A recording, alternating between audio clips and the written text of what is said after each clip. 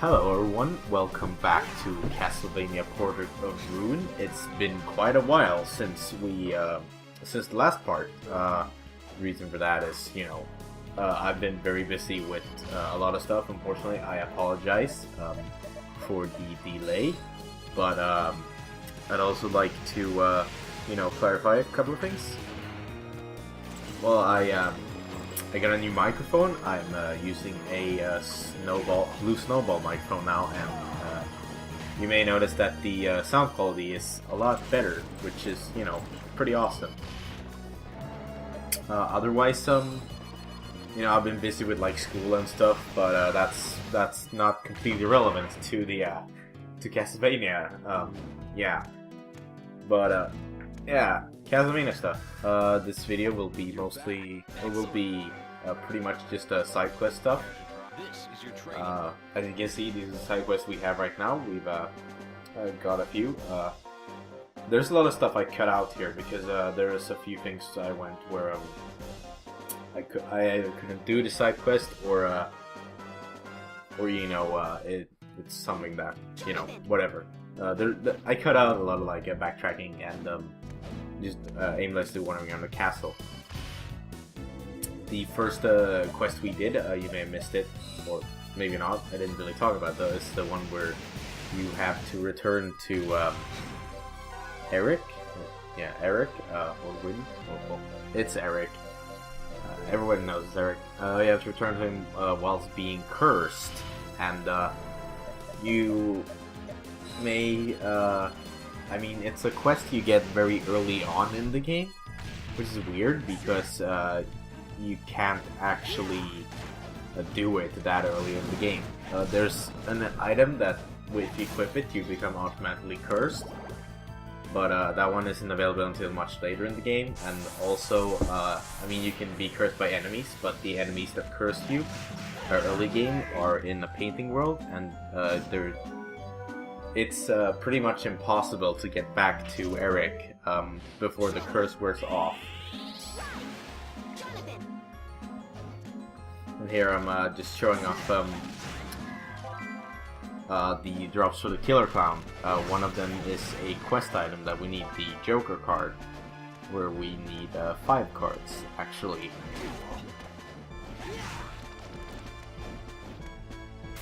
I've already gotten the some of the other cards, as far as I know, and those are seen in other videos. Unfortunately,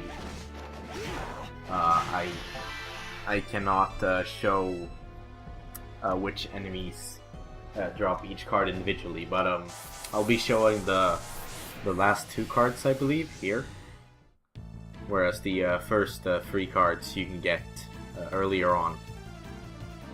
Although the Killer Clown card, or the Joker card, you can get from the Killer Clown earlier on as well, but grinding early game for items is a bit more hassle because you don't have the luck up spell, or you may lack a lot of luck boosting equipment, which sucks. Now to show off where to get the Spade card, I believe. It's either Spade or Club, I think. Again, not certain. It's been a really long time since I even played this. But it drops from the Yoriks here, and just this area in general. The Burnt Paradise, I believe it's called, has a lot of Yoriks that you can just kill. I prefer this area, even though it does have a lot of traps in the skeleton trees. But at the same time, it's it's pretty good. Yeah, see, he drops the Spade card, which we'll see. I think we're missing one other card actually,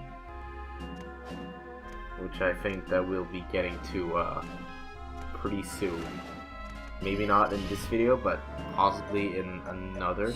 Again, I'm so behind on all this, I barely remember anything.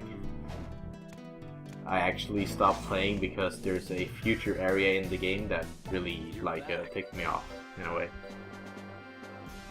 And here we see the what's it called, the poison versus poison quest. Funny story about that actually. And it's a thing that I would like to talk about in general about this game, or you know, design choice I think that they shouldn't have made is that you can get rid of quest items that are only available in one location. So if in this example, the poison versus poison quest, you need the moldy bread, which you get in the dark forest, I believe. Is it called that? Forest of Darkness, something like that. But here's the thing though, if you accidentally eat the moldy bread or you sell it or something, then it means it's gone, like permanently.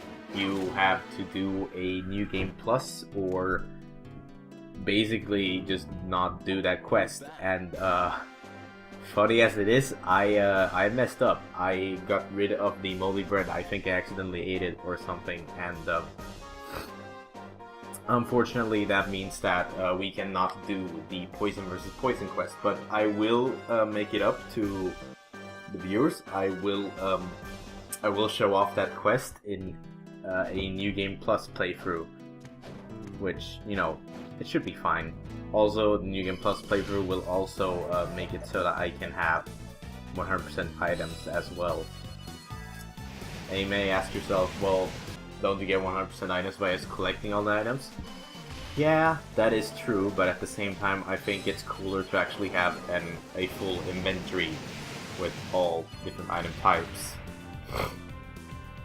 But yeah, so I will be showing off the poison versus poison subquest. Although if you're watching this for walkthrough purposes, you will probably already have seen you'll probably already have seen the where to get each object. The only one I don't think I've shown us is the Amanita, which is a type of mushroom that drops from the moldy corpses. Which means that 2 of the 3 items you need you can get in the Forest of Darkness or Dark Forest. I'm really bad with these freaking area names. Yeah, but that's about it. What I just showed off there as well was the side quest mastering the javelin skill, which is You're back. yeah. Yeah, you know how mastery works. I've already shown it off in a previous video. So, yeah. And here, we got the quest Abandon Greed. This quest is actually quite funny because the reward you get, you'll see, I'll talk about it once we get it, but, the quest is basically, oh, come back when you have 0 money, right? Just whatever. And, holy shit, that is really laggy. Point is, the quest is basically, you know, buy stuff until you have 0 money. And I'm really close to 200,000 gold, and there is a piece of gear that I want that costs 200,000 gold. So what I did was just go through this area, or, you know, any area that has, you know, lanterns and stuff that drop coins, and then just pick up the ones that you want, and now I have exactly 200 gold. Or 200,000 gold. Jesus, 200 gold is nothing. But yeah, and then, you know, it's that simple. I mean, it might be a pain in the ass if you're not close to, I'll make you a deal. To an amount of money where you can waste all of it. But, you know, luckily for me, I was close to the amount that I needed to buy the mastery ring, or the master ring, which you will see above here is, yeah, the master ring. Which what that does is basically it lets you oh god, it makes it so that any mastery you get from using sub-weapons is doubled, and then you can buy 2 of them, and then you will have a quadruple mastery, which makes mastering Jonathan says skills much quicker, which is pretty awesome. And then the reward we get from abandoning greed, or spending all on our money pretty much, is the Miser Ring. See, here's the dick move on Konami's part. The Miser Ring is an accessory that ups your attack depending on how much gold you have, and the only way to get the ring is to have 0 gold. And I don't know, I just think that's really funny, because it's like, oh, you need to have 0 gold, so, but then we give you the gear that makes it so that you have, you know, higher attack depending on how much gold you actually have. And I guess the next quest, or one of the last quests we're doing for this part, is what's it called? Hands to the Clock, which is basically you use the DS built-in clock, and when it's 12 o'clock, or when the small hand points to 12, you can complete the quest. So you have 1 hour or 2 hours. There's a 2 1-hour windows every day that you can use to you know, complete the quest. Unfortunately, I mean, I'm playing this emulated, obviously, so you know, how do you go about that? But what I mean, it still follows your computer clock, but what I did, or what I am going to do, is that I just changed the computer clock to 12 or whatever, because I don't know, it's not in my schedule to record at those times, either 12 noon or 12 midnight, unfortunately, because, you know, I don't know. Still, you know, I think a lot of people use that trick as well when they do, when they did on DS, they just changed their DS clock to 12. And then they just change it back, which, you know, is totally fine. I mean, it's a nice little gimmicky quest, sure, but at the same time, you know, whatever, if that's the way you want to do it. I mean, people do it all the time in, like, Animal Crossing and stuff, and, you know, it's not like it's a...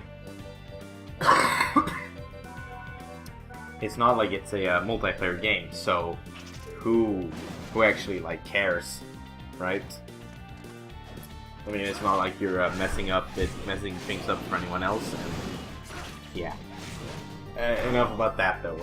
I'm basically just showing off, like, mastering a bunch of of Jonathan's skills here using the Master Ring.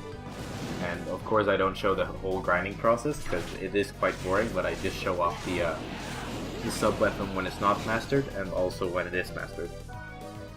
One thing I do really like about Jonathan's skills as well is that their damage is dependent on how many mastery points you have in them, which I think is a really cool thing, because then it's like, oh, you start off with a weak sub-weapon or a kind of weak sub-weapon, but then it becomes stronger. The more you use it, then you master it, and it becomes, you know, different in, you know, more ways, which I think is really neat. I think that's a really cool concept, and I would like to see that more in, like, games.